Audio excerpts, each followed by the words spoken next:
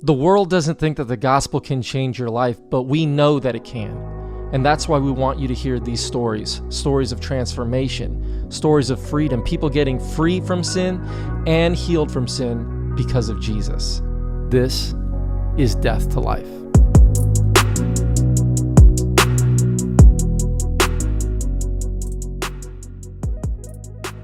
And I was just like, okay, so clearly I don't matter at all. And I'm trying to come to church and I'm trying to figure out this whole God thing and nobody cares for me and nobody remembers me. So I had told God, like, I'm done. I remember sitting in church and just saying, God, I've tried to do everything I can to please you. I've tried my hardest to get you to accept me, to get the church to accept me. And there's no point. And I'm going to stop being a disappointment and wasting your time. And I'm just going to leave. Yo, welcome to the Death to Life podcast. My name is Richard Young. And today's episode is with my sister, Brittney. And we've been circling this episode for at least a year. She's trying to hide, but as they say, you can run, but you can't hide. Oh, we're going to find you. And when we do, we're going to get that testimony. And I love Brittney's heart. So sweet. Some of the stuff breaks my heart. And there's some adult stuff in this. So mind who's listening. But I think you're going to hear a story of a woman who's received a revelation of how much God loves her. And that makes everything that has happened obsolete. She's a new creation in Christ. So you're going to be blessed and edified by this episode. So this is Brittney. Hear ye her. Buckle up, strap in. Love y'all. Appreciate y'all. Brittney, what's going on? Where are you from? What's your name? What do you do? Tell me your story. Where are we starting, Brittney? Well, my name is Brittney. I am originally from the Orlando area. I don't know if you've heard of Altamont Springs. Altamont Springs. Is there an Adventist school there that you went to? Yes, there is. I think I've been to Altamont Springs. Yeah. FLA is the school that's out there. I've been to FLA many times. Yeah. Okay. Forest So Lake it's out Academy. in that Shout area. out. Yeah. Did you go to Forest Lake? I did not. By that time, I had already moved to another state, so I wasn't able to go there. But you're from Orlando. Yeah, the Orlando area. Yeah. Okay. By the And time I went yeah, to high give us school, your. I was in Atlanta. Wait, what about Atlanta? By the time I was in high school, we had moved to Atlanta, so I didn't get to go to FLA. Yeah. So I was raised, like I said, in the Orlando area, and both of my parents were Adventist, and they raised me in the Adventist church. And so I grew up going to Sabbath school every Sabbath, and my mom put me in Pathfinders, and just always just active and being in church every single Saturday. And so they taught me who God is, my parents. That's beautiful. So you had a good experience just growing up in the church with your folks, doing the Pathfinders, getting the honors. Yeah, All that stuff was good. Lots of honors. Yeah. What was your favorite one? Ooh. Cake decorating. No, That was my I favorite. like collecting weird ones from other countries. Like I got to go to Oshkosh, and so I got to get some from. Oh, I remember I got one from Australia. It was called Aboriginal lore, and I was like, I got a patch from Australia. This is awesome. I bet you're a master guide. No, I was just short of finishing. Oh, you could have fooled me. Okay, so anything to highlight in growing up, or was it pretty good just growing up in the church, beautiful family, and that sort of thing? Yeah, I think for most of my childhood, pretty good growing up in the church. My parents taught me who God is. God is love, and like the songs say, Jesus loves me, this I know, for the Bible tells me so. Like I had that on lock. I think things started to get a little shaky for me in my journey when I got to the middle school era and the bullying started, where my view of things started to get a little warped in my life. So you had mentioned off camera that they called you a Oreo. Like, was that what the bullying was about? Like, what was the bullying about? So the bullying started in middle school. Some of it was because, one, I needed braces, but hey, modern medicine, I got Your this. grill. Yeah. And then the other part of it is I just remember, I'm not sure how we led up to this, but I remember really wanting to participate in a church program. and I wanted to sing for the first time in a church program and have a solo. And I remember the girls at school, they laughed me off the stage. They told me I should never sing. I can't sing. Like, and I just felt horrible because some of the things in my personality is, I don't know where it came from, but I'm a big people pleaser and I hate disappointing people and I care too much what people think about me. And those girls who were supposed to be my friends being so mean and telling me that I can't do this thing and I can't participate in the church program, and it just crushed my self-esteem. You're saying like I don't know where it came from, and then you're describing where it came from. Like people pleasing is about insecurity, right? Mm, Like you need other people to think you're okay so that you can be okay. So you mm. try to please them. It's not actually about you wanting to please other people. It's about you feeling good enough. So like the bullying, that'll do it right there, right? That'll do the trick. Yeah. And so it was about singing and just who you thought you were. Yeah, and I just remember I tried to defend myself and then all of the girls at school alienated me and then no one would talk to me anymore, and I was at a small Adventist school, two-room school, not that many kids. And so no one would talk to me, so I'd pee, I'm having to walk all the laps by myself and doing all these things and just really isolated. That's sad. Yeah. I hate it for you. So, how did you cope with that? What did you do? Like, Eventually things started to just get better. It's like I said, a small two-room school. Eventually people have to talk to you, but it was just it left a mark. And so I usually in my life just look forward to the next step. So I always get a reset, for example, graduating and going to high school. You start over. all right, where'd you go to high school? Atlanta Adventist Academy. So you left Florida and you moved to Georgia at some point. Yeah, so around I think it was around 5th grade, when my mom remarried, we moved up to the Atlanta area, and I went to public school for 5th grade, but then I went to Adventist school for 6th, 7th, and 8th. What city did you live in? We lived in Douglasville, Georgia. Okay, I used to live in Stone Mountain, Georgia, which is probably not too far from Douglasville. And so then you went to AAA Atlanta. What did you think about living in Atlanta? Ooh, not my favorite. Too much traffic. Just, yeah, no. I like smaller towns. It's an intense place, Yeah. and you got to have your head on a swivel. Yes, And you do. and you might run into Ti or Ludacris.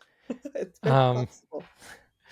okay, so what was that like? What was high school like? High school, at first it started off great, fresh start. I was a super school nerd, so I'm like, let me get my school supplies, I'm going to high school. And everything in high school was going good, excelling in school, until I decided to tell one of my friends at school that I had a crush on a guy. And Rookie mistake. why would I do that? I don't know. And she decided to be really mean and point him out at a basketball game and like, it's that guy right there that you like, right, in front of his mother. No. Oh no. And I was like, oh my gosh, why would you do that? Like, do you not know who that is who's sitting right next to you? And the next day I came to school and there were people waiting for me in the hallway in front of my locker. And they're like, that's the girl. That's the girl. And from that day forward, it was intense bullying, worse than middle school, for the whole year. And usually you see American TV shows about high school where the whole freshman class is getting hazed. No, just me. What? And they would do all sorts of crazy things and like corner me in the library and be like, oh, this guy stuck this pencil down his pants, you want to buy it? And I'd be like, absolutely not, leave me alone. And they'd go around the whole school and be like, she bought it, she bought it, she bought, like, making me look like this crazed, like I have no idea. And it just bred this horrible environment mentally for me, not wanting to go to school because I was always an excellent student, but I just didn't want to physically be there. Like at AAA at that time, they didn't even have a cafeteria. They had a senior store. And the person who was like the captain of the bullying, who just happened to be the captain of the cheerleading team, and the senior class president who had a crush on the same guy, if I went to go buy food for lunch, they would all just make fun of me in front of the whole school. And I was like, started bringing my own lunch, eating other places, just everyone constantly making me feel like you don't belong here, you don't fit in here, you're just a worthless piece of crap. You should have gone to GAAA. No, this is so sad. Yeah, it And is. so at some point you were fighting it, but you ended up believing it. Yeah. I just tried to keep a low profile and try to stay out of all of their way. And any activity that I joined at school, if some of the people who were bullying me would join, I would just leave. Did you talk to God about this? Who's God in your life at this point? Junior, senior high school. Um, my view of God, like I said earlier, God is love. That was the definition that I had. But as humans, we tend to put definitions on things based on our experience. And so for me, love held no permanence just from my experience. So think about my parents. They're great, amazing parents. They loved me. And so that was a great example of love, but they also loved each other and it ended up in divorce. I Hmm. had lots of friends throughout my life say, "Oh, I love you," but then they always leave my life. And so in my mind, love is circumstantial and it only stays around when things are perfect. God is perfect, so he is love, but since I'm not perfect, like the issue is on my side. So there wasn't really much of a super deep connection, just besides knowing who he is and knowing all the facts about him. Did you come to him when you were feeling low or just cry out, or were you just kind of like, I need a different kind of answer? I would try, but in my experience up until that point in my life, it's one way communication is what prayer is. You pray to God, and Hmm. I guess he listens, or maybe he doesn't. But for me, I was like, God doesn't speak to me. So it's like I can pray about it to just have someone to complain to, but nothing's really going to happen. So then, when you were going to graduate from high school to get to the next place, what were your options? What would you want to do with your life? I knew at that point I wanted to go to Loma Linda and go to med school and be a doctor. That's what I knew. I didn't care where I went to college, but I just knew at some point I wanted to end up at Loma Linda, go to med school, and Same, be a same. doctor. Seriously, I have a twin sister who did that, and I was the other twin, and I was going to do that. She's way smarter than me, so and tried much harder in school. And I don't, I'm not a dummy, but at some point I was like, I'm not going to go to Loma Linda. I don't think. The realization set in. But that was the plan. Who cares where you're going to go to school? Where you're going to end up is Loma Linda. You're going to be a doctor. Correct. So, what were your options for school for undergrad? For undergrad, I was just kind of looking all over the country at all the Adventist universities. I was kind of pretty much set on staying in my little Adventist bubble. Uh, Um, and yeah, so I landed on going to Southern when they came to my school for a college fair. Thankfully, in the last couple years of high school, we our school had dismantled into multiple campuses, and then the back half of my high school experience was great, and I was all excited, like I'm going to go with my friends to Southern because that's where everybody's going. what year were you a senior? A senior in high school, Hmm. 2000. I graduated 2009. I was probably at that college fair. There's Really? a big chance that I was at that college fair where That's Southern funny. was there. I was the guy at the Union College table, and Oh, Adam Brown was probably the guy at the Southern table, he was. and that's my homie. Love that guy. I probably saw you. I always had a lot of fun going to AAA and GAAA. It was always a That's lot of fun for wild. me. So you decide on Southern, new life, new chance, Yes. new Brittney. What was that like? It was exciting. Like I said, every time you go to a new school, my school nerd side comes out and I'm like, yes, school supplies, new glasses, all the awesome things. And yeah, my first semester at Southern, I it took a bit of an adjustment because first time moving away from home, living in the dorm, Uh-huh. since my parents never let me go to GCA like I wanted to go to. They're like, Uh-huh. no, dorm life as a high schooler, not gonna happen. Same. My parents, they weren't about to. When we lived in Atlanta, they were like, "You're going to AAA." And then when we moved, there was a 12 or 12 grade, so we're like, "Perfect. We're not sending you to no boarding school." So I never would have gone. But yeah, no, my first semester at Southern, it was fantastic. I felt like I could recreate Brittany into whoever I wanted her to be. Hmm.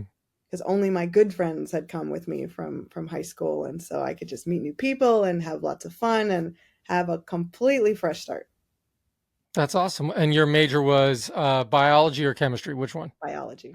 Biology. And you took G Bi your first year and G Chem your second year? No, I took them both in the first year at the That's what same my sister time. did. That's a busy year because those Yeah, aren't even semester classes; they're full year classes, both of them, right?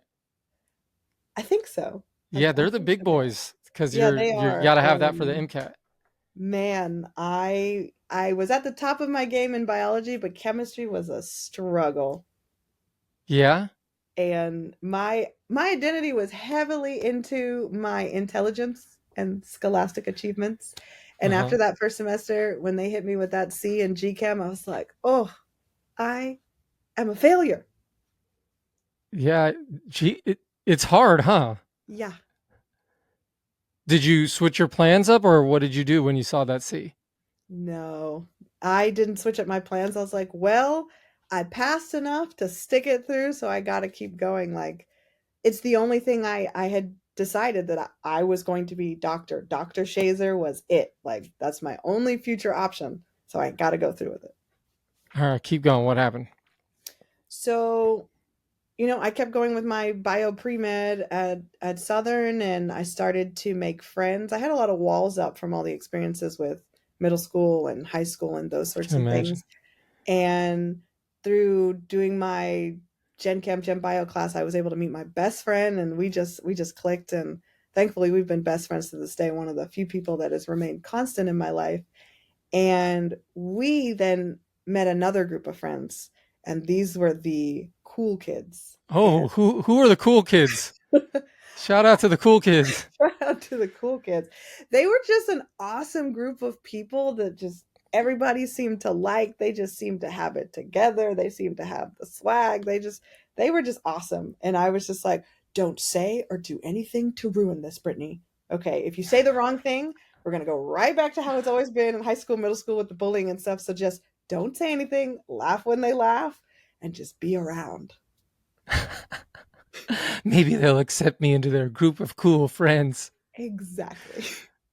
What do cool kids at Southern do? What are they about? Like, are I'm guessing the cool kids like are a part of like campus ministries. Like they love Jesus.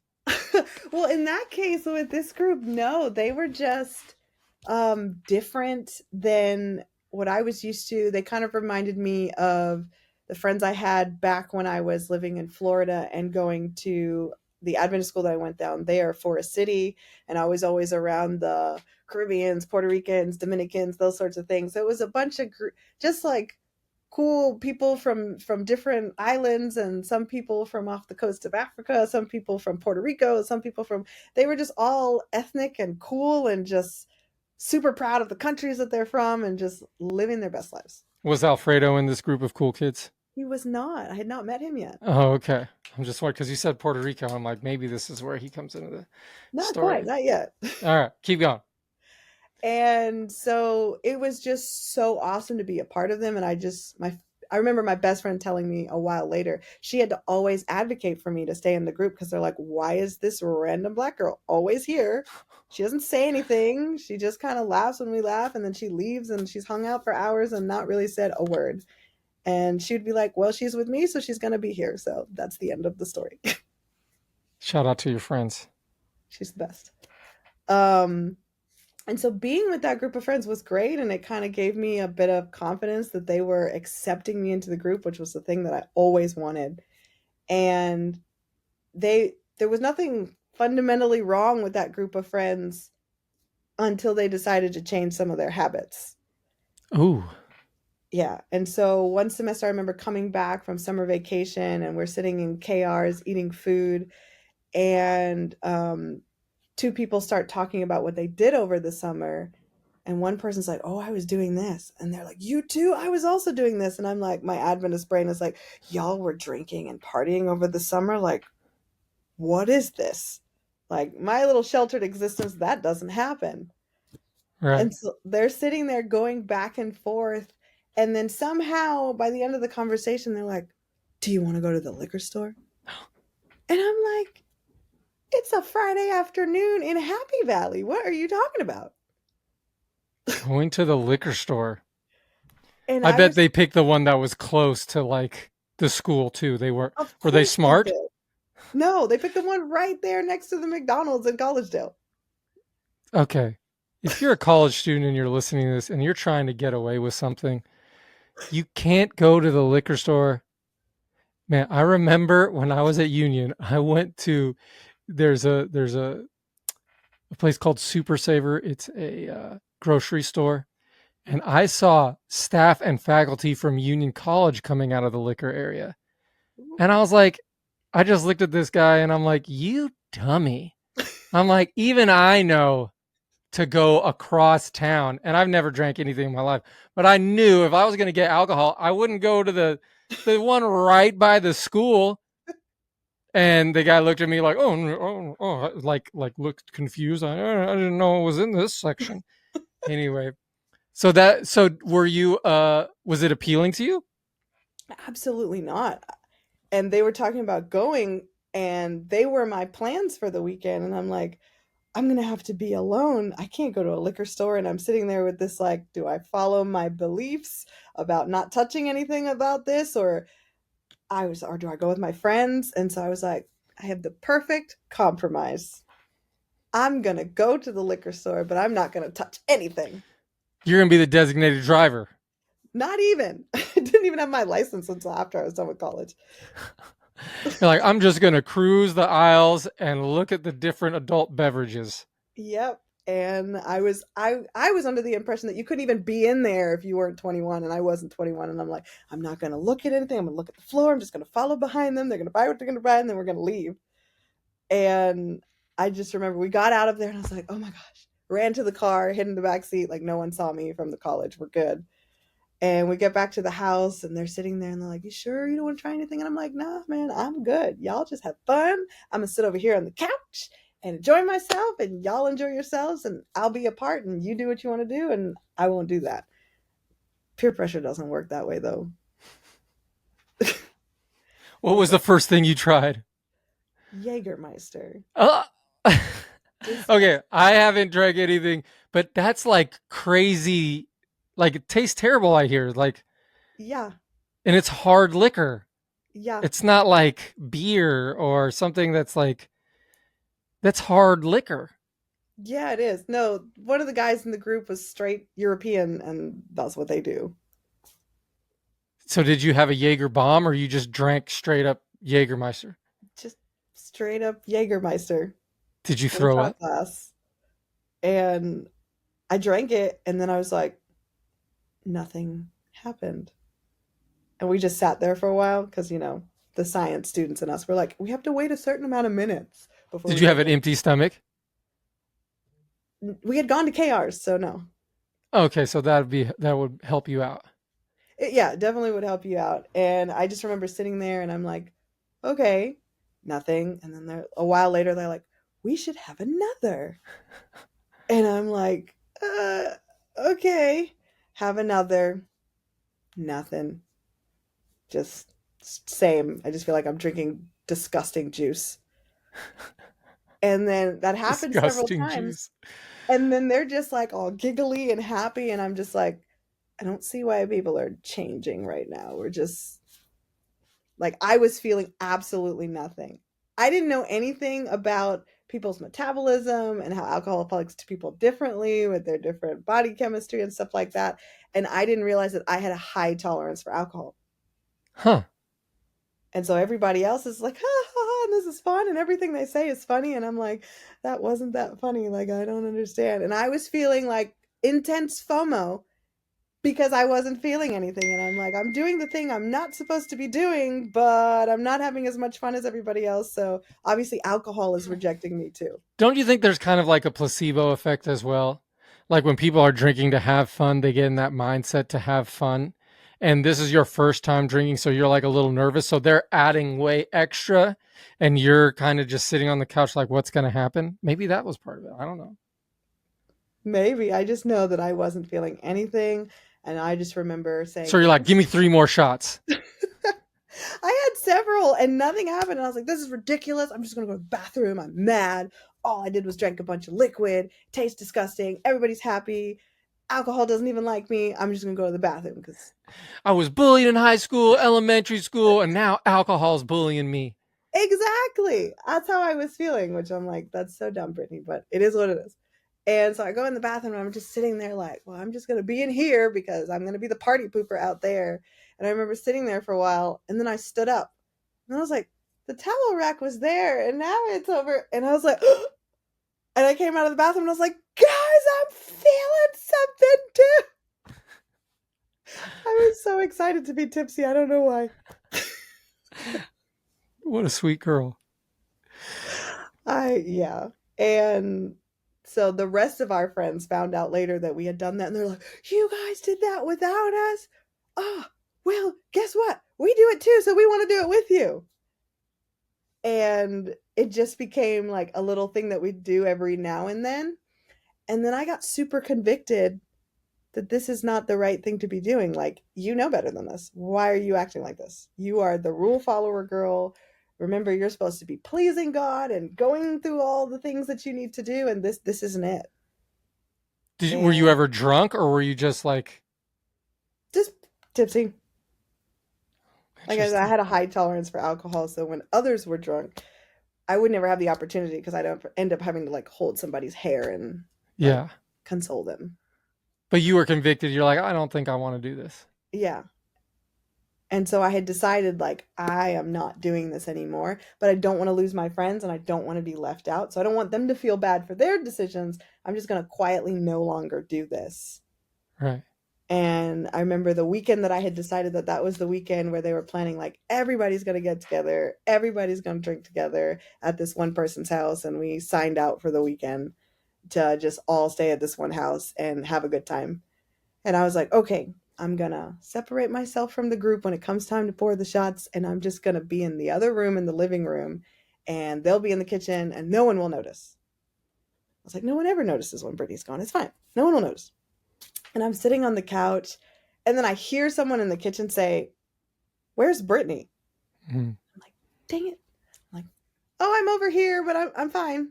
And they brought everyone out of the kitchen into the living room. And they're like, are you not going to drink with us? And I was like, oh, no, I'm not feeling it tonight. I'm good. And one person just decided to make this declaration. Nobody's going to drink or have fun unless Brittney does. Hmm.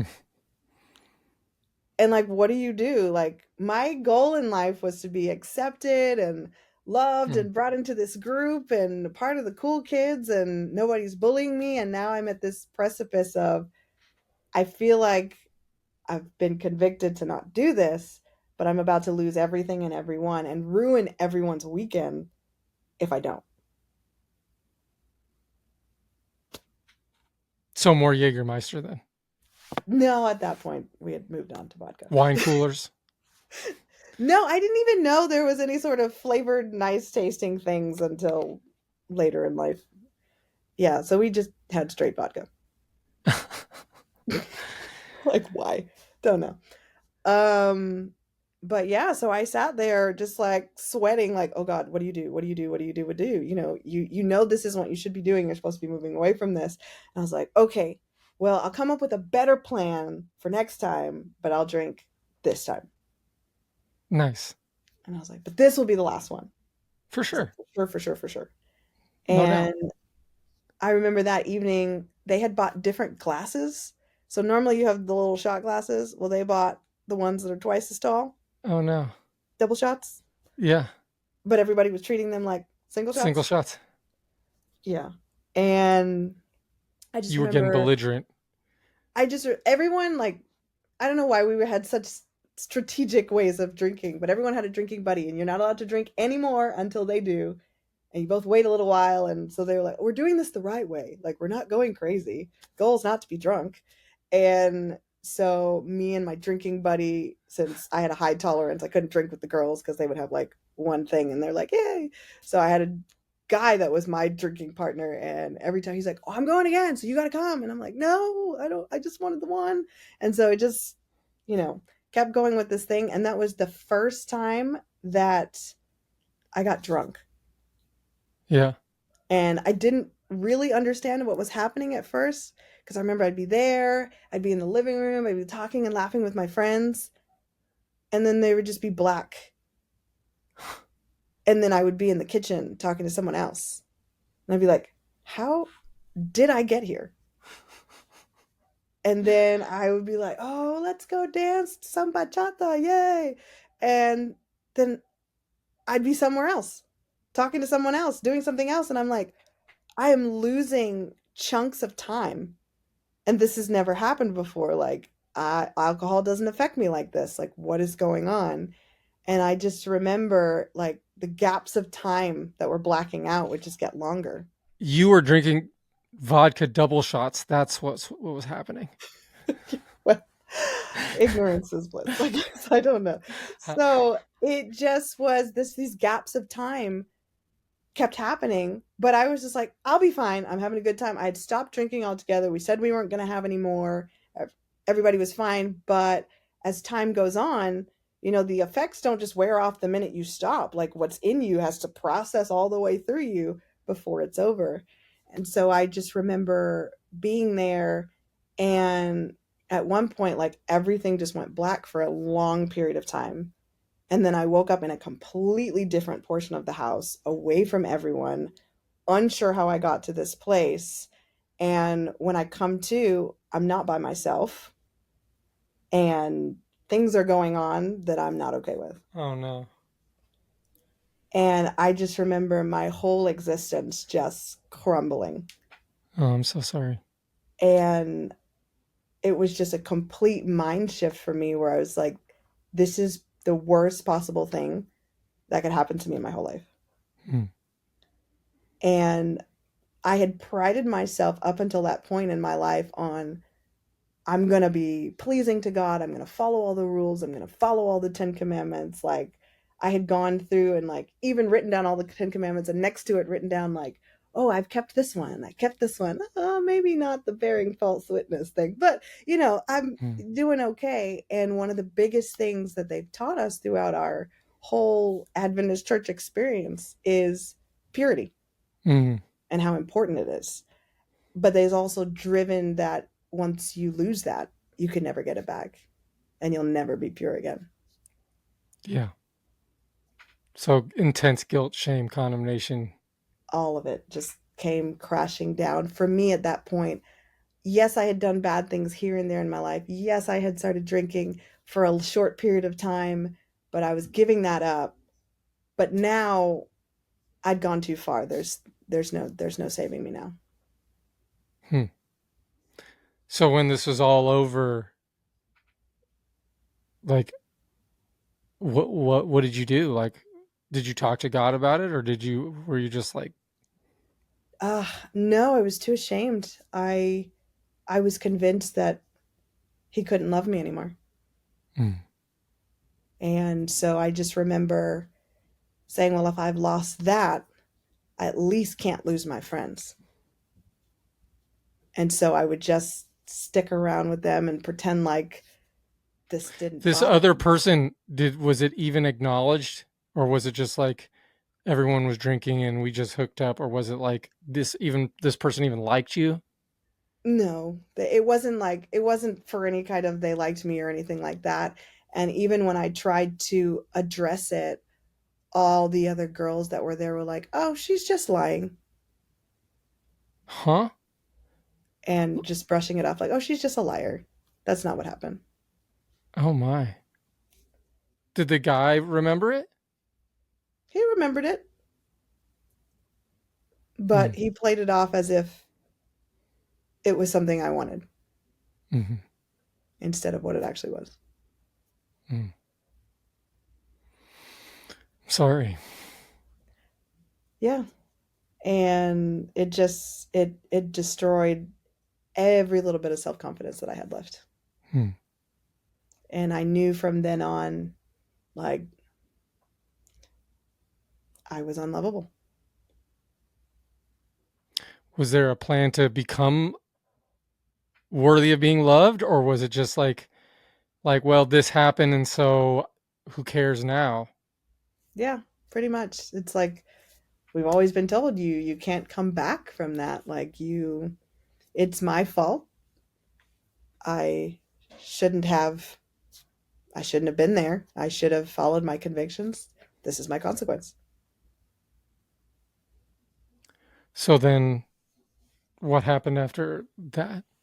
I just kind of cared less about things and, you know, as any good churchgoer would do, just continuing to go through the motions, but feeling like a shell, just hollow, empty on the inside, and just kept going through my college experience, chugging towards med school. Like, what else can I do besides just try not to ruin anything else?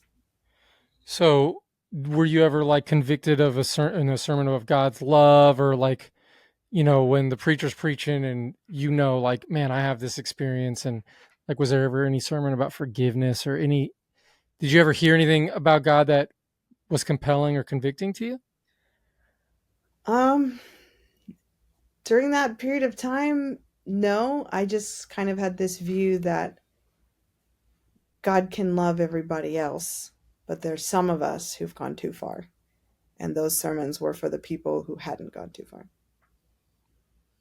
Did you continue drinking, or were you like, or did you kind of tone it down, or I did for a little while after that, just because I had stopped caring.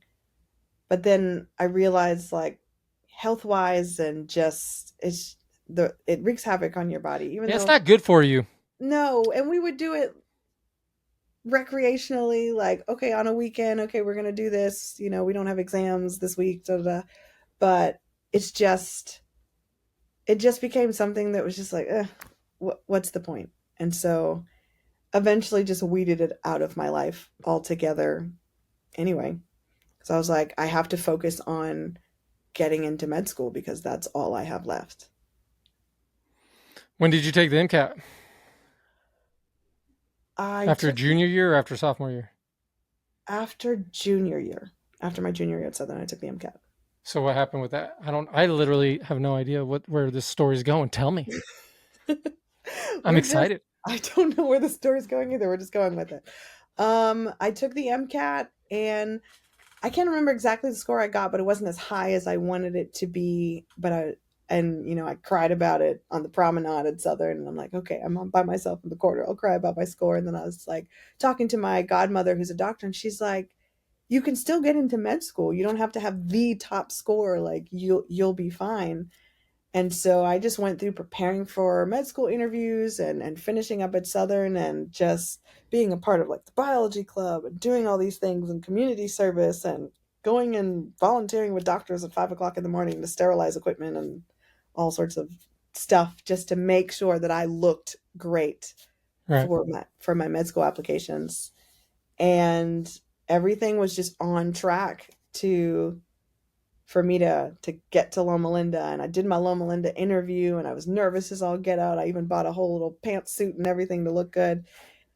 And when I graduated from Southern and was all set, I was like, I'm gonna go to Loma Linda. And on the day of graduation, I walk across the stage and the thought popped in my head, you should not go to med school. Huh. And I'm like, well, if I don't do that, what else And am I you supposed had to? already been accepted and everything. Yeah. And I'm just like, what do I do with my life if I don't go to med school? That's my whole existence. And the best option that I could think of was run away. So I had some leftover financial aid and I signed up to study abroad in Argentina with the little bit of money I had left, bought a round trip ticket for a year. And I said, well, if people are upset that I'm not going to med school, really can't affect me if I'm thousands of miles away. Were you just afraid? I just, the more and more I thought about it, and I was doing the med school interviews, and they would ask you, why do you want to be a doctor? I didn't really have an answer. I couldn't tell you. And I would just make up some cookie cutter reasons that I found on Google as to why I want to be Like a you want to help doctor. people or something like that. Yeah. And, I want to heal people like Jesus healed people, and, just keeping it real Adventist and Grinch. Yeah, yeah. And I said, if I'm going to go through all of the struggle that it is to do school for so many more years, there has to be a reason that I want to do this. And right now, I don't have a reason, and I need to figure out what I'm going to do with my life. Hmm. And so I left. Argentina Yeah. for a year. Yeah. So you were fluent in Spanish back then, or when you went to Argentina, you got fluent in Spanish? I knew how to say, ¿Dónde está el baño en tengo hambre? That was it. And then you came back fully fluent. Like within 2 months, you were probably fluent. I wouldn't say 2 months, but we were getting there quite at the beginning, because I just remember they dropped you off at the Adventist University in the middle of the night, said, if you want to eat, sleep, or whatever, that's where you live. Figure it out. This is the last time you're going to hear English. And I Wow. just took my little suitcase and went to the dorm. So how was that year? It was incredible because it was away from everything, and I could just pretend like everything else in my life didn't exist. It was It just seems like complete. that's kind of a theme in your life. Yeah. Is is just recreating yourself because you didn't like the person that everyone had seen. Yeah. And so you had a good time. What was the plan? To come back and do what? Well, the plan was to find myself while I was over there. Were And you there? Were you there to be found in Argentina? no, I was not. You couldn't find yourself? I couldn't find myself. I found fun. I found friends. I found a new language, completely different culture than I was expecting. Like when I got off the plane, I thought I had gotten off in the wrong country, Why? because I've been around Hispanic communities my whole life, Uh, and they all look different ways. And then you get off the plane in Argentina and everybody looked white. yeah, that's why. And, shout out to people from Argentina, love y'all. But they feel like they're better than us because they have the white skin and I they was have not messy. educated on this. Uh, no, yeah. I mean, typically Hispanic people hate on Argentinians because they seem like they're pretty confident in themselves. Skin color probably has something to do with it. But so you're like, there's a bunch of white people here. I thought I was going to a Hispanic country. Yes. And the food was completely different than all of the Hispanic food that I've ever had from all the different cultures that I've been around. And I'm like, I feel like I'm in Europe. Where is your breakfast? Like, what's going on? Mm. But it was just a fun experience to be away and, just like I said, forget everything, rebuild who I was, and trying to think about myself differently. And yeah, I just had a good time to be away and try not to think about coming back. So when you came back, what was the plan? I said I would just have to figure out, what can you do with a bachelor's in biology with minor in chemistry, and or try to find some continuing education. And so I came back and started shadowing people in different careers to see if I could find something that stood out to me. And you had good grades, so if you wanted to do graduate school, were you thinking graduate school? I didn't know what I wanted to do, so that's why I was trying to shadow a bunch of people in their jobs to see, do I like or hate your life that you have with this career, and do I want to model that and follow after it. Okay, so what'd you decide on? At first I had decided on speech language pathology, and I was trying to figure out how to get school paid for, and I was like, I have the perfect idea. I'll join the Navy. Like, I'm Okay. all over the place in there. Okay. And so I started to do, like, go to the recruiting office all the time and take all the pamphlets and try to figure out all the information. And I'm a sucker for pamphlets. And I was talking with the recruiting officers, and finally they're like, okay, well, you just need to take this test, and then we'll see, how things go after you take the test, and get you going. And I took the test, and I did way better than they thought I was going to do. And all the things that they said that they would do for me, and oh, we're going to put you in this program and then you'll get to go to school and you'll get to do this and that and the other, completely changed their plan. They're like, no, we want you to do this. Like, we weren't expecting your scores to be this good. So now we want to send you to some school so you can learn to like lead Navy warships, something that I was not interested in. And I was like, I don't want to be in charge of people, let alone like a whole Navy vessel. Like, I'm not going to school for that. And Wow. so when it came Like you were time, going to be an officer? Like, yeah, okay. yeah. And I was just like, doesn't fit my personality. So And I, then what did you end up with? yeah, I tried to just get them to like, hey, let's go back to the whole thing we were talking about, going to school and speech language pathology and getting that paid for and joining like the medical corps and those sorts of things. And we just couldn't agree on things. And so finally I was like, screw it, then I'm not signing these papers. I'm not joining. I will figure out something else to do with my life. And so I just got a job at a bunch of different odd places in Chattanooga and then eventually ended up at an Adventist charity, Nudwa. And I was just working there for a while and just wasn't really growing towards anything. I was just like, well, I need to work because I need to eat. And um, How were you and God? God and we were in a weird place. When I came back from Argentina, I went back to the church that I had been going to. And some of the people there, like I'd been going to that church for a while before I left. And some of them introduced themselves to me as if I had never met them before.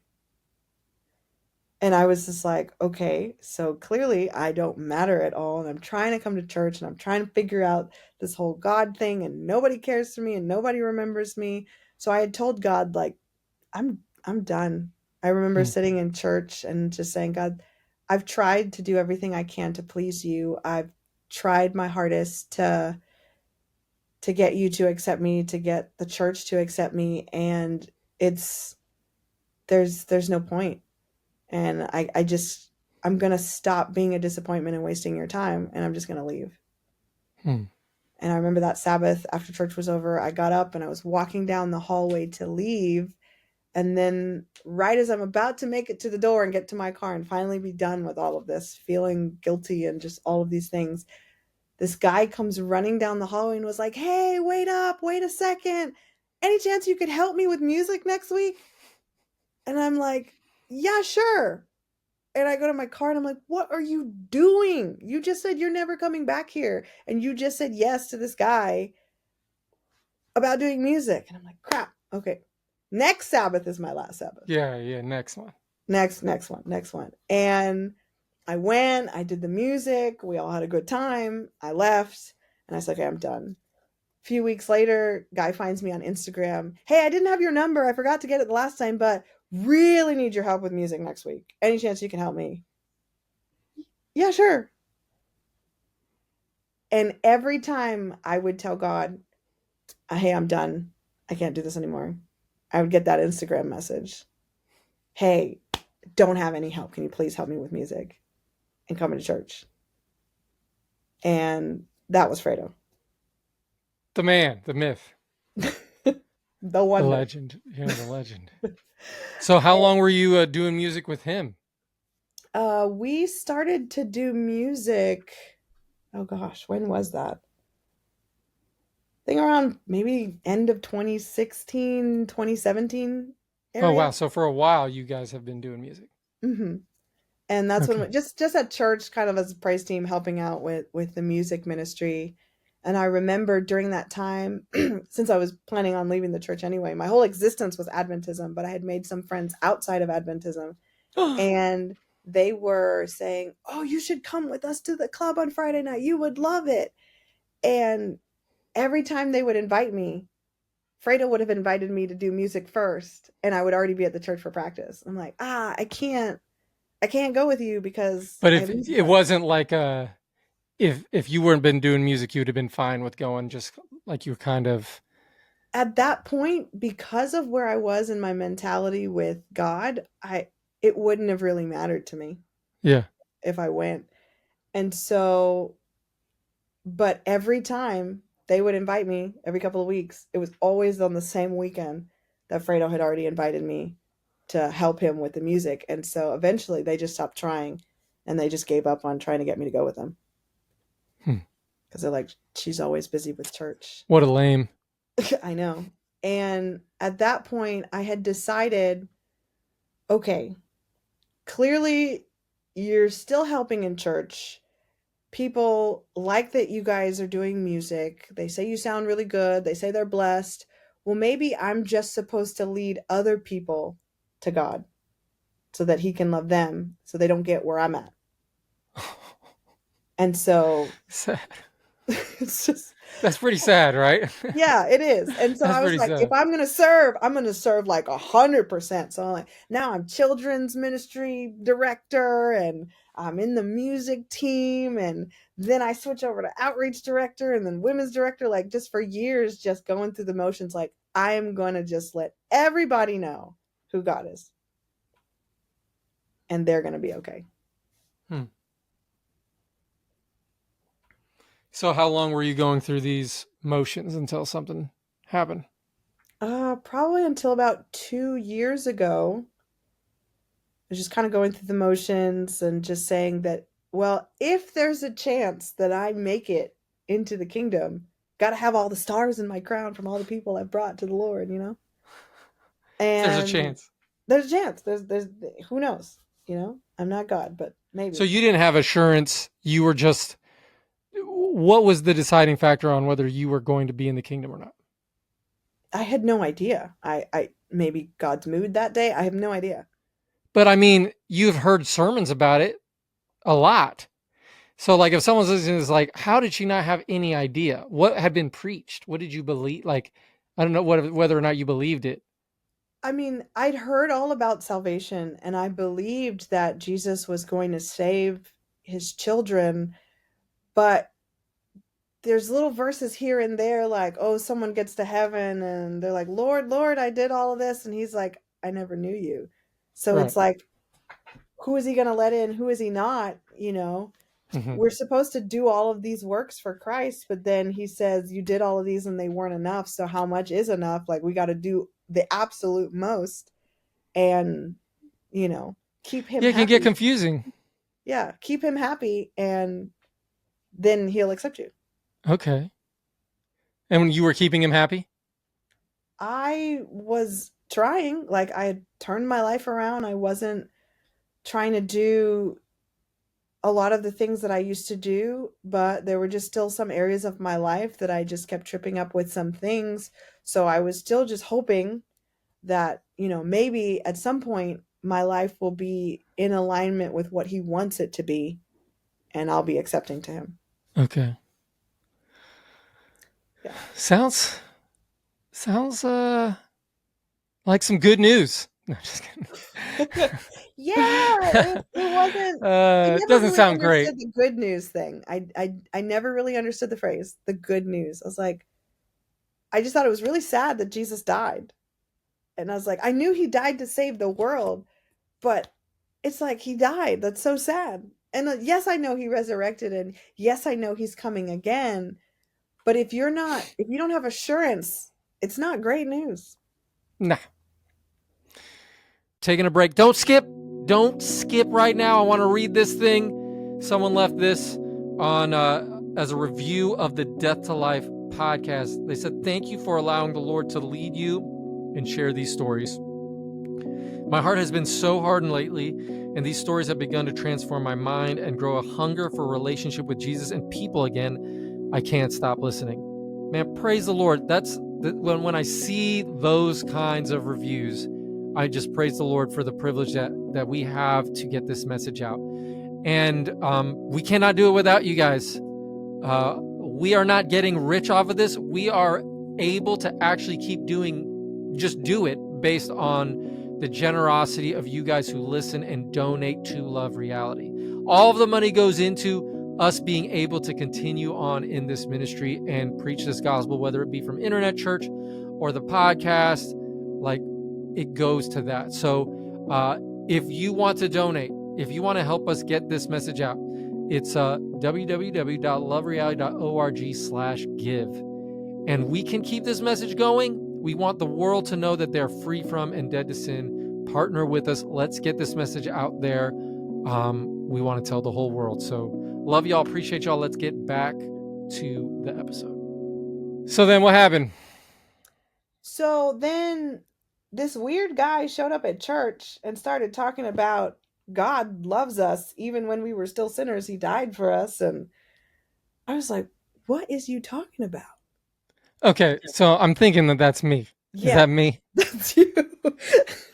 So I remember walking into church, and if you've heard Fredo's episode, you know that uh, he wears his heart on his sleeve, and I'd known him from years before, and I was like, "What's up, bro? How have you been?" And he really told me how he'd been, not like fake news. And I was like, "Oh, okay, well, hang out." And I remember seeing you, and I was impressed that you started singing in Spanish. And I was like, "Oh, that's cool." Like, I'm like, "Who is this person?" You seem very, very sweet, very nice, and you were friends with Fredo, and you were singing in Spanish. That's all I pretty much knew. Yeah. And then when I was preaching, the first night I'm preaching Freedom from Sin, I'm telling my story, and I'm looking at Fredo.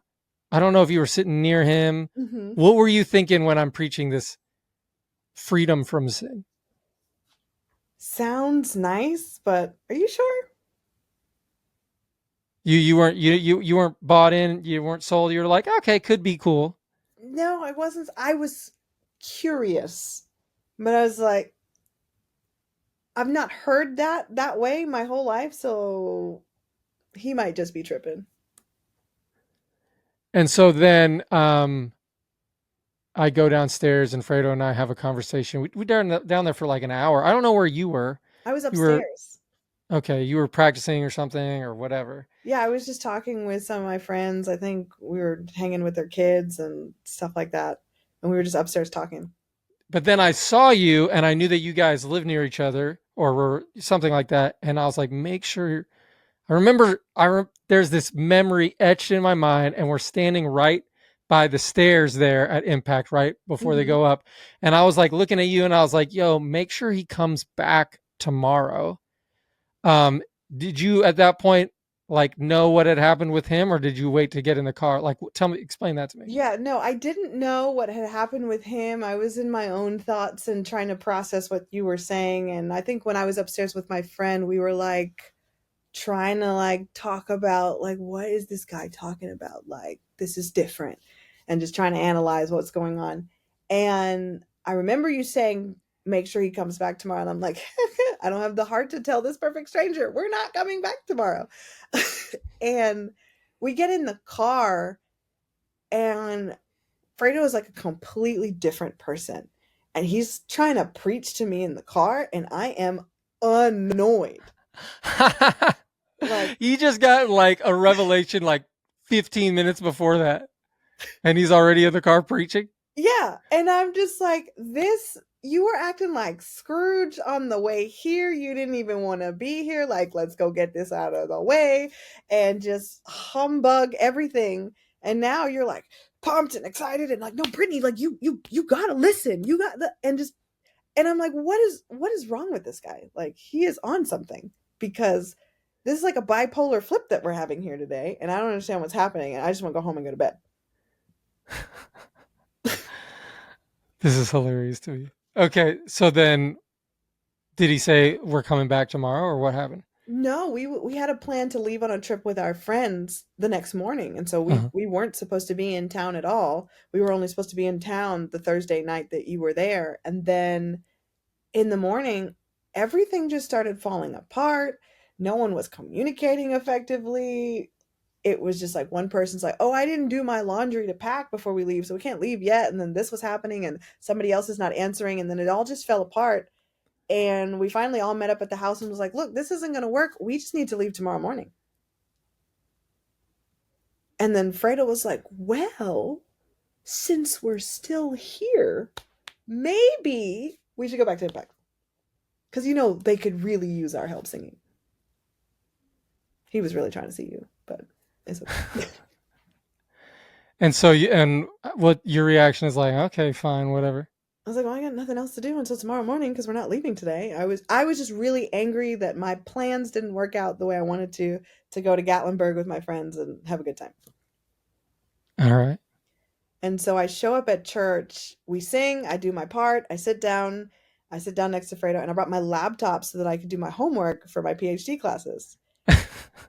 And he's like, "What are you doing? No, no, you need to turn off the laptop. Like, you should listen." And I'm like, "Why are you all up in my business right now? Like, let me do my homework." And he's like, "I really think I should just take the laptop." And I'm just like, "Who are you, my dad? Like, this is annoying." And so I'm like, "Oh, fine. I'm gonna listen to this Richard guy and I'm gonna hear what he has to say because clearly Fredo doesn't want me doing my homework." Oh man. And so you were preaching that night, and I think you were telling a story about your life and just the transformative piece of the gospel for you. And I'm like, is that what happened with him? Like, he was acting like that, and you still having an experience with Jesus? What is going on? You mean like with Fredo? No, you talking about Oh, your you life. were like, is that like that I must have had some sort of transformation? Yeah, which makes no Okay. sense. And so I'm like, okay, this is curiouser and curiouser. What are we doing here? And so, but Fredo was just all in, like all on board. All he wanted to talk about from the moment that those first two nights happened was he wanted to learn more, and he's diving in the word, and I'm like, I got to find out where all this stuff is and learn it every verse and figure out, oh my gosh, it's here and it's here and it's here and it's real. And I'm more on the back end, like, maybe. And I started kind of like just creeping in some Bible studies and listening to people. And what was appealing to me was everybody seemed like they're on fire. But I'm like, how do I get that? Like, how do I do whatever it is that they're doing to get to wherever they are in their life? Man, you really fooled me. I thought you loved it. I thought you were like, this is good news. Like, it was good news to hear, but it's like processing it. I didn't have the I didn't have the application piece for me. Right. Like, I didn't know how to apply it. I was like, wow, this sounds amazing, but what does that mean for me? Yeah. And so I just, You have to have an experience. yeah. And I just And needed Fredo to had had sit the in it. experience the first night where he'd Yeah. received this truth, like forgiveness and Yeah. like old Fredo's dead and all that stuff. Yeah. Complete transformation for him, and him just wanting to just be on fire for Jesus. And so I'm seeing my best friend is on fire for Jesus, and he wasn't before. Right. And I'm meeting this new guy, and he has this awesome testimony. I'm hopping in these Bible studies, and people, like, I'm watching people's lives be transformed on camera. And I'm like, what is going on? And so I'm just like, I want more. I want more. I want to know what's going on. I feel like I'm not in the know and everybody else is in the know. And I'm just sitting there, just kind of soaking it all in. I've got my Bible and I'm reading through it through the Bible studies. And I'm like, they keep saying all this stuff. And I'm reading it right here in my Bible, but what do I do with it? Hmm. But the biggest problem for me was how I thought about myself and how I thought God thought about me Hmm. because of everything that had happened to me in my past and the Hmm. way I was living my life. And it wasn't until I went to Coolidge Park downtown in Chattanooga, and this lady walks up to me and she's like, "Hey, I know you." I'm like, no. And she's like, "No, no, no, no. I know you." And I was like, "Cool, cool. Where do I know you from?" And she's like, "I don't know, but I know you." And she's like, "What are you here for?" And I was like, "I'm here for the autism walk." She's like, "Me too." She's like, "What group are you with?" I'm like, "Impact." She's like, "Me too." And I'm like, I don't know who this woman is. Turns out it's Jadra. Jadra Lazo? Yeah. She was randomly in Chattanooga. And so she recognized you from the Bible studies? No, she recognized because I had met her at someone's graduation the year before. And we were the two people that sat across from each other at the table at the dinner. Jadra. And so after the autism walk, she comes up to me and she's like, "I'm coming to your house this week. We're going to talk." And I'm like, Was she living "Cool." in Tennessee? She lives in Missouri. What was No, going she on? lives in Missouri. Like that it's just wild. And she was just visiting a friend for a few days. And so she just came over to my house on Monday and was like, "Let's talk gospel." And at that point, I had been watching on YouTube Jonathan Leonardo's sermons from PBC, going through wave one. Like, what is this guy talking about? I'm trying to figure it out. Like, watching the videos like multiple times, be like, I didn't get that. Let me watch it again. And so she starts like drawing on these big papers in Fredo's living room with me and my other friend, who was there with us. I had two other female friends there as well. And I'm like, okay, Jonathan drew that picture on the whiteboard. I remember that. Okay. Okay. She teaching me about the prodigal son and the sanctuary and all that and all these different things. And I'm like, cool. It's consistent, at least.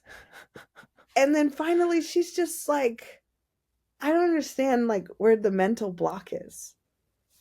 And I started to tell her a little bit about my story and the things that have happened to me and the things that I've done and just how I don't really feel loved by God. And she's Hmm. like, well, why don't you ask God how he sees you? And I'm like, because he doesn't talk to me. She's like, yes, he does. Just ask him. And I'm like, okay, I will. She's like, no, like right now. I'm like, I don't like to pray in front of people. She's like, it's fine. And I'm like, okay. So I sit there on the couch and I close my eyes and I'm like, Lord, tell me how you see me. I'm just sitting there in silence. And afterwards she's like, well, what did he say? I'm like, nothing. She's like, come on, what did he say? I'm like, Jadra, nothing. He didn't say nothing. God doesn't talk to me. I don't hear God speaking. Like, this is not a thing. And then she stops and she's like, what did you see? I was like, Jadra, I didn't see anything. I just saw glass. And she's like, amen, sister. And I'm like, what on earth is going on right now? She's like, you don't get it? You saw glass. Don't you know what that means? I'm like, no. She's like, he sees you like crystal clear glass, no stains. And my mind was like, and I just started crying. And You I'm just, really just saw a glass, like a window pane? yeah, that was it. And so I thought it was nothing. And I start crying, and it wasn't like a transformational, like I got it on the spot, but it was a seed to say, I think the things that these people are saying are actually possible for you. Hmm. And so from there, I was like, okay, now I really got to dive in. And I'm like, I was going to every single Bible study every week, like internet church, like everything, like diving in the word. Like my friends at Impact, I'm like, did you go to Bible study yesterday? Yeah. Okay. Let's figure out what was that thing they were talking about in Romans? Like, what's going on here? And we're just trying to dive in. And I was getting frustrated um, that I wasn't getting at the same speed as everybody else. I just felt like I was being really slow to understand and have the same feelings as everybody else. Like I was really stuck on the feelings part of things. Like I wanted to feel this Hmm. excitement, this fire, this I joy. remember you asking those questions in the Bible study. Yeah. So, what'd you find out about wanting to feel it? Well, some people like to say feelings aren't Lord. I was so salty with that. I was like, I just want to feel good, guys. Stop saying feelings aren't Lord. I know they're not Lord. Jesus is Lord. Forget it. But I want to feel something. But I wasn't really soaking in what that statement was trying to say, that the truth about Jesus is the truth about Jesus, and what he says is what he says, regardless of how you feel about it. Hmm. And I remember just week after week, just listening and trying to take away one piece every time that I popped into a Bible study or something. And I just realized like one day I'd be like, okay, I'm a child of God, and just accept that little piece. And the next piece, it's like I'm reading the Bible and it says, well, if you're a child of God, then you are what? Also an heir. And if an heir, then a co heir with Christ. And I'm like, ooh, that's a lot. But okay, we'll click that little piece in. And slowly, piece by piece, my puzzle started to get a little bigger. And I was just like, when am I going to get this? And I just remember one day turning around and being like, you've had this for a few months now. You just Hmm. didn't have an aha moment. You just had to allow God to woo you by surrendering your heart. And I was just doing it piece by piece. instead of just diving all in and saying, God, what you say is true. And so it took step by step to peel off a piece of what I used to believe and put on a new piece and put on a new piece until I realized it was like I was wearing completely different clothes. I was a completely different person. I realized that I wasn't thinking of myself as worthless anymore. Because how could the king of the universe die for me while I was still a sinner and I be worthless? Hmm. And I started to I started to smile more. I started to laugh more. I started to walk with confidence. I started to believe that I was saved. Hmm. And it was just this whole transformation of the way that I was thinking about everything. And I noticed that some of the things that I used to want to fall into, I had no interest in. Hmm.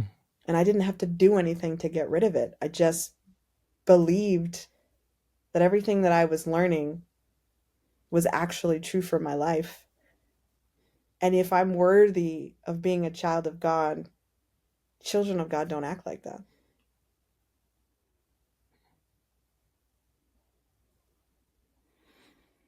How long have you? How long ago was that? Would you say? I would say that's probably about maybe a little over a year now. And you gave your testimony at Impact. That was a while ago, though. Yeah, that was a while ago. So I think I had been, yeah, it'd been several months since I realized that things had clicked, but I didn't realize how much they had clicked until someone asked me to give my testimony. And I was like, one, I don't have one. Two, why would I do that? And then I sat there and I had to go back and look at the whole journey that I had taken in order to take that testimony and put it on paper and put it into words. And I realized while I was sitting there to do my testimony that it was God just slowly writing a letter down to me on paper. And if I had actually taken the time to just keep a journal, I would have seen it all coming together piece by piece by piece. And it was just this love letter from God just saying, I love you. You're my child. You're worth it. I freed you. You're no longer stuck. Sin doesn't have to be a normal part of your life. Like, you can walk with me. I've been bugging you to be on this podcast for probably as long as I've known you, Yeah. and you've been stiff arming me no for that same amount of time. And when I asked you a couple months ago, and you said, "Oh, I'll be open this time," and then we moved it, and we finally settled on the day. What were the lies that were building up, trying to keep you from doing it this time? One, that people hearing my testimony would only see me for old Brittney and not new Brittney, especially if they didn't know any of the information that I was sharing in my testimony about how I got here. Hmm. And the second part was I just didn't feel like my story was enough to make a difference in anybody else's life. So And what's that's the the whole truth? point of the podcast. Because it's like that's what's the truth? The truth is that it's Jesus' story, and his story is always going to change people's lives. I'm Yeah. just the side character. Have you ever heard someone's podcast or somebody's testimony, or and you're like, that was cool, but I don't like it, has no relevance towards me, and I'm talking about walking in freedom, I'm not talking before. Have you ever like had the thoughts to someone that were having towards yourself? No. No. But the enemy just lies. So what's true about you for sure now that you know for sure? No, God has revealed this to me. For me, it's I am not God's shame. I am the desire of his heart. I am absolutely unconditionally loved. And it doesn't matter if I'm perfect or not. But the good news is I can be exactly how he wants me to be because he's given me everything. Like one of my favorite verses now is we have every spiritual blessing. Like we've been given every spiritual blessing in the heavenly realms. That's the Brittney paraphrase of Ephesians 1:3. But it's just knowing that I don't have to be who I used to be. Sin doesn't have to be a part of my life. I can be loved by God. And even if I mess up, he still loves me and will still get my life back on track, but he's going to love me through it and he's going to advocate for me. And there is absolutely no stain on my life that is too dark to keep me from him. And he doesn't remember the sins that I've confessed. He just remembers me. So let's say you jumped in the time machine, you go back and you see this girl who believes that she's gone too far and she's not worthy to be loved because she never thought she would do the things that she did. And you see her walking down somewhere in Collegedale and you get to kind of grab her and put your arm around her and walk with her. What would you minister to her? What would you try to get her to understand?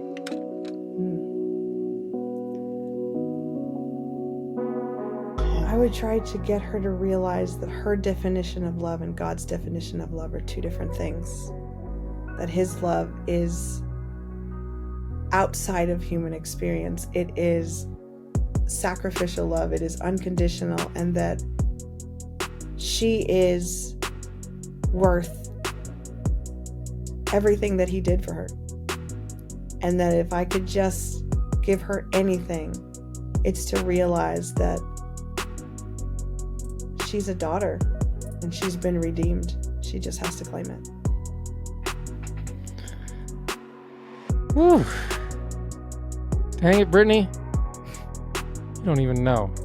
You don't even know. You're a testimony to me. I obviously never knew any of this stuff was going on with you. I just see smiley Brittney, who's trying not to come on the podcast. But I'm a bully. I'm a different bully than the ones at AAA. But you're a blessing. We've seen your good works, and we're glorifying our Father in heaven. And yeah, it's crazy that when we believe this stuff, you think about heaven rejoicing when someone's like, oh man, she believed Jesus. She believed that he did it. Wow. And they just rejoice over that simple faith. And so, thank you so much for sharing with us your testimony to all of us that God is love. Thank you for having me. And I just really appreciate the role that you've played in bringing the gospel to so many people, including myself. And I didn't realize how transformational this would be until when I lost my dad. And my reaction to it was so different than I ever expected it to be because of how grounded I've been able to be in Christ. Praise the Lord. And while we miss your dad, you'll see him soon, right? Yeah, we will. And now Praise I know Lord. I'll be there. Thank you, Brittney. Thank you, Richard.